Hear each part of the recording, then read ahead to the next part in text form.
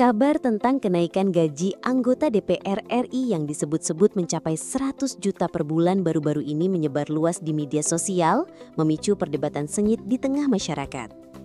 Isu ini sontak menjadi sorotan, mengingat kondisi ekonomi yang masih fluktuatif. Namun, benarkah kabar tersebut?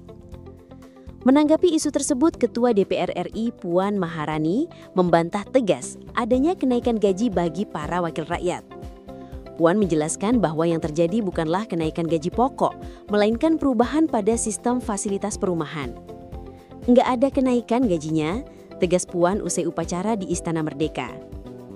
Ia meluruskan bahwa anggota DPR periode 2024 sampai 2029 tidak lagi menerima fasilitas rumah jabatan. Sebagai gantinya, mereka diberikan kompensasi berupa tunjangan rumah. Hanya sekarang DPR sudah tidak mendapatkan rumah jabatan, namun diganti dengan kompensasi uang rumah.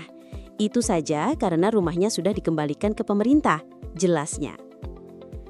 Klarifikasi serupa juga disampaikan oleh Sekretaris Jenderal DPR Indra Iskandar yang menyebut isu gaji 100 juta itu tidak akurat.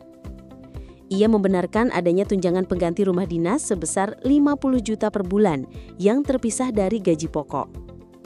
Lantas, berapa sebenarnya pendapatan resmi yang diterima anggota DPR setiap bulannya?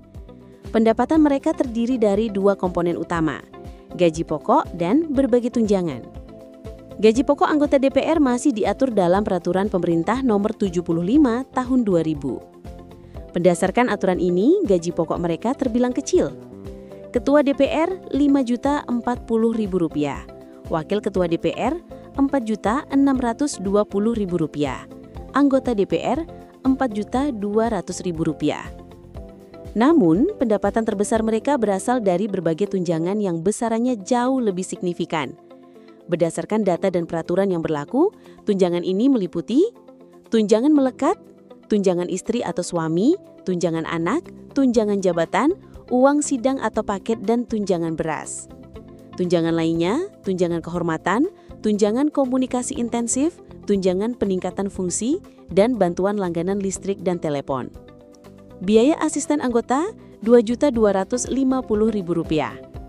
Dengan menambahkan semua tunjangan ini, total pendapatan bulanan seorang anggota DPR belum termasuk tunjangan perumahan baru dan biaya perjalanan dinas dapat mencapai lebih dari Rp50 juta. Selain itu, anggota dewan juga difasilitasi dengan biaya perjalanan dinas, dana reses, hingga uang pensiun yang besarnya 60% dari gaji pokok. Jadi, kabar gaji 100 juta per bulan tidaklah benar secara nominal. Angka tersebut kemungkinan besar muncul dari kombinasi total pendapatan bulanan yang sudah besar ditambah dengan tunjangan pengganti rumah dinas yang baru diterapkan. Pernyataan Puan Maharani menegaskan bahwa tidak ada perubahan pada struktur gaji pokok, melainkan hanya penyesuaian pada mekanisme fasilitas perumahan yang kini berbentuk tunjangan uang.